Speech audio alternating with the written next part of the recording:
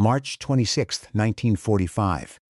Oberst Wilhelm Schiller, garrison commander of the prisoner compound at Hammelburg, Bavaria, received a telephone call from Army Group G headquarters that he did not expect. The call did not concern the approaching American front lines, now less than 60 miles to the west. It did not concern ammunition resupply or defensive reinforcement. It concerned the prisoners. Specifically, what to do with them if American forces broke through before the compound could be evacuated. Schiller had approximately 1,300 Allied prisoners under his authority at Oflag B, officers mostly, captured across North Africa, Italy, and France. Among them, though Schiller did not yet know the strategic weight this particular name carried, was Lieutenant Colonel John Waters. Waters was Patton's son-in-law. Army Group G's guidance was bureaucratic, measured, and deeply familiar in its logic. The prisoners were a complication. Moving them deeper into Germany would consume transport the Wehrmacht could not spare. Leaving them risked their liberation. The headquarters wanted options. Schiller wrote down the options. He did not know that 60 miles to the west, a general was already moving. He did not know that Patton had known about Waters for 3 weeks. And he did not know what Patton had said, exactly on record, in front of witnesses, when his own commanders had urged him to leave the rescue for later. To understand what Patton did at Hammelburg, and why it terrified German commanders far more than the act of liberation itself, you must understand the Wehrmacht's fundamental assumption about Allied command behavior in early 1945. The assumption was rational, grounded in observable evidence, and completely wrong. German operational planning in the final months of the war rested on a belief that Allied commanders, Eisenhower specifically, but all of them, were bound by committee. Every significant decision required coordination across army groups, approval from Staff, and political vetting that took days or weeks. German delaying tactics were built on this assumption. Hold a river crossing for 72 hours, and the American advance would stall while staff officers debated the crossing plan. Fortify a town, and the Americans would spend 48 hours requesting artillery support, air support, and engineer assets before attacking. The Wehrmacht's diminishing resources could still exact enormous cost if they could force the Americans to slow down and think.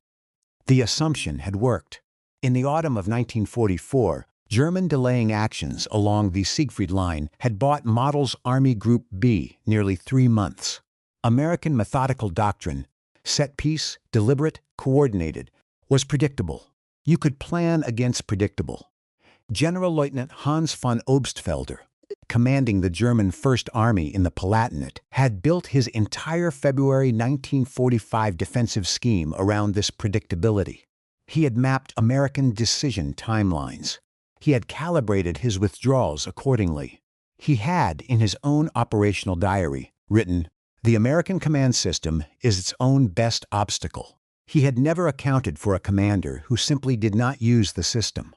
Intelligence reached Patton's Third Army headquarters on March 5, 1945, confirming that American officers were held at Oflag Dix B near Hammelburg, approximately 60 miles behind German lines.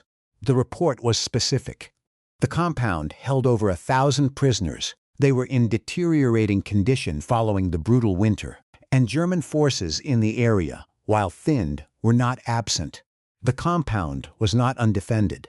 Patton's staff presented the tactical situation without ambiguity. A raid force strong enough to reach Hammelburg and return would require, at minimum, a reinforced battalion, roughly 300 to 400 men, with armor support, air cover, and a secured corridor. The corridor did not exist. The air cover, given the fluid front, could not be guaranteed. And the 60 miles of German-held territory between Third Army's forward positions and the compound was not empty. It contained scattered Wehrmacht units, Volkssturm militia, SS security detachments, and a road network that German forces still used and watched. Patton's corps commanders, specifically Major General Manton Eddy of 12th Corps, were direct in their assessment. The raid was not feasible at current force levels without diverting assets from the main advance. The main advance was going well. The prisoners had survived this long. They would survive a few more weeks until Third Army's lines reached Hammelburg through conventional advance. The argument was sound. It was the argument any competent staff officer would make. Eddie made it clearly and professionally on the record. Patton heard the argument. He did not dispute the logic. He said, and this is documented in Eddie's own post-war account, that he understood the risks perfectly and that he was ordering the raid anyway. Then he said the sentence that Eddie recorded verbatim. "I will not leave American officers in German hands when I have the means to reach them, however imperfect those means." However imperfect those means. What Patton did next revealed something about his command philosophy that German intelligence had never successfully modeled, and that his own staff had consistently underestimated. He did not wait for conditions to improve. He did not request additional resources. He took what was available and made it work as well as it could be made to work, which, he understood, would not be perfectly. Task Force Baum, named for Captain Abraham Baum, its 26-year-old commander from the 4th Armored Division, was assembled on March 25, 1945, at the town of Schweinfurt. Baum received his orders that evening. The force consisted of 57 vehicles, 10 Sherman medium tanks, 6 light Stuart tanks, 27 half-tracks, 3 motorized artillery pieces, and supporting jeeps. Total personnel, 294 men. Against 60 miles of hostile territory, to reach a compound whose exact defenses Baum did not know, with no guaranteed air support and no securing force behind him. Patton was not unaware of the risks to Baum's men. He was not cavalier about them. Captain Richard Barron, Baum's executive officer, recorded in his memoir that Patton appeared at the assembly point before departure and spoke to Baum for approximately 5 minutes privately. Barron could not hear the conversation. What he saw was that when it ended, Patton shook Baum's hand and held it for a moment longer than was customary. That detail matters. It is the human cost acknowledged before it became cost. Task Force Baum crossed the German lines at 2200 hours on March 26th. The first 60 minutes were deceptive. The German rear areas were thinner than anticipated, and Baum covered 14 miles before encountering serious resistance outside the town of Gemünden, where a German rail bridge over the Saale River was defended by a flak unit and a company of infantry. Baum attacked without pausing. He lost 1 Sherman and 11 men killed or wounded. He took the bridge. He kept moving.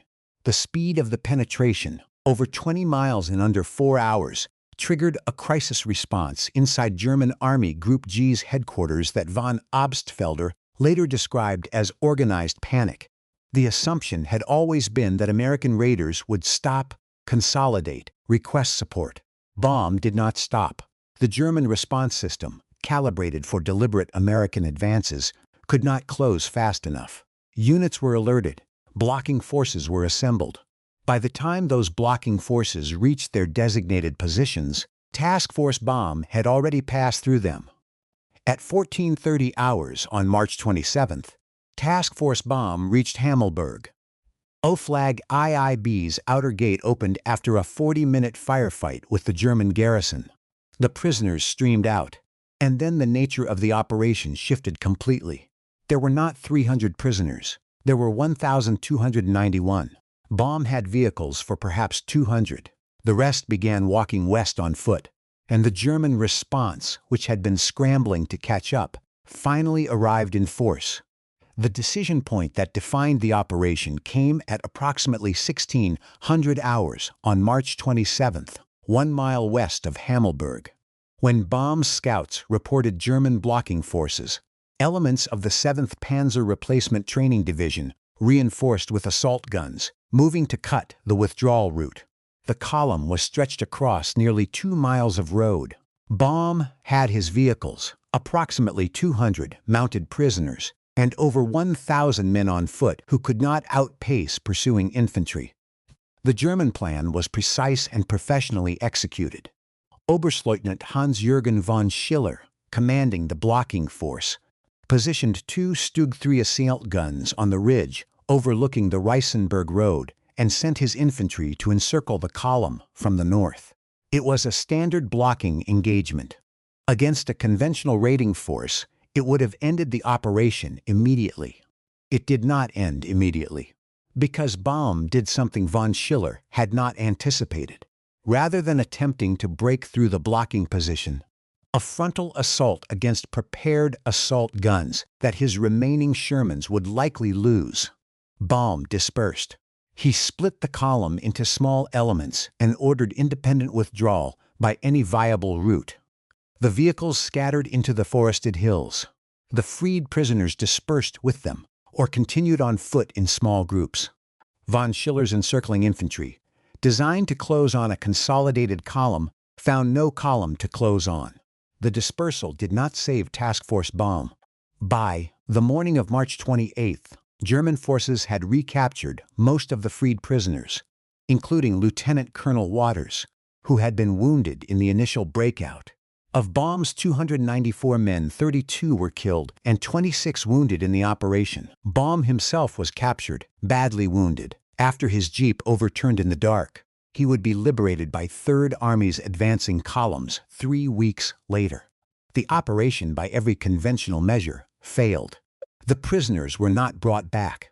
The force was largely captured or destroyed. Patton was publicly criticized by Eisenhower's headquarters. The after-action assessment in the Schaff record called it an imprudent risk with insufficient force. Bradley was furious. The criticism was not wrong. But von Obstfelder understood something in those 72 hours that the Schaff critics did not articulate.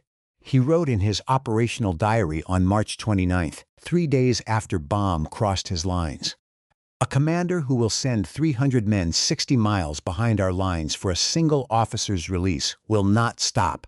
This type of command cannot be delayed. It can only be defeated, and we do not have the means to defeat it." He did not mean it as a compliment. He meant it as a professional conclusion. It was both. The raid on Hammelburg failed tactically and succeeded strategically in a manner that its critics could not measure because they were looking at the wrong metric. The question they asked was, did the prisoners come home? They did not immediately. The question that mattered was, what did the raid demonstrate to German commanders about the nature of the force they were facing? Von Obstfelder's response to Task Force Baum was to accelerate the thinning of his rear area defenses, redirecting units from blocking positions to the main line. He could not afford to chase a threat that moved the way Baum had moved, while also contesting Third Army's primary advance. The raid had forced a choice. He chose the primary advance. The rear areas thinned. Third Army's intelligence reports from late March and early April 1945 documented a consistent pattern. German rear area resistance collapsed faster than front-line resistance. Units that should have held river crossings for 48 hours held them for 6. Delaying actions that German doctrine prescribed as lasting 72 hours lasted 18. The Wehrmacht's planning assumption that American advances could be reliably delayed by methodical blocking had broken. A significant part of what broke it was the knowledge, propagated through German command channels after Hammelburg, that Third Army would pursue targets regardless of doctrinal risk. Task Force Baum's 294 men changed the German calculus for the entire Army group. That is not a small return on an imprudent risk. Lieutenant Colonel John Waters was liberated on April 6, 1945, by Third Army's conventional advance. He had been shot in the hip during the original breakout and walked with a cane for the rest of his life. He and Patton never discussed Hammelburg directly, according to Waters' own post-war account. Some silences contain everything that needs to be said. Captain Abraham Baum received the Distinguished Service Cross for the Hammelburg raid. He was 26 years old. He went home to New York, worked in the garment industry, raised a family, and gave occasional interviews to military historians who found the operation a useful case study in audacious failure. In one such interview, in 1981, he was asked whether he believed Patton had been right to send him. He paused for a long time. Then he said, "He was right that leaving men behind was wrong. Whether my way of fixing it was right, that's harder to answer. That honest uncertainty is worth sitting with. Patton's decision was not cost-free. It was not surgically correct. Men died for a mission that did not achieve its tactical objective. That is the full truth of it, and it deserves to be the full truth. But what Patton said when his commanders urged him to wait, that he would not leave American officers in German hands when he had the means to reach them, however imperfect, contains a principle that extends far past the military context it came from. The moment you classify the difficult rescue as too complicated, too costly, too imperfect in its available means, that is the moment the people who needed you stop expecting help. And when people stop expecting help, something breaks in them that the eventual help, when it finally comes with better resources and cleaner conditions, cannot entirely fix. Patton understood this. It was not strategy. It was not doctrine. It was the refusal to let the perfect conditions for action be the reason action never came. Imperfect means immediate action. That is the lesson. And it cost exactly what Patton knew it would cost when he shook Abraham Baum's hand and held it one moment longer than necessary.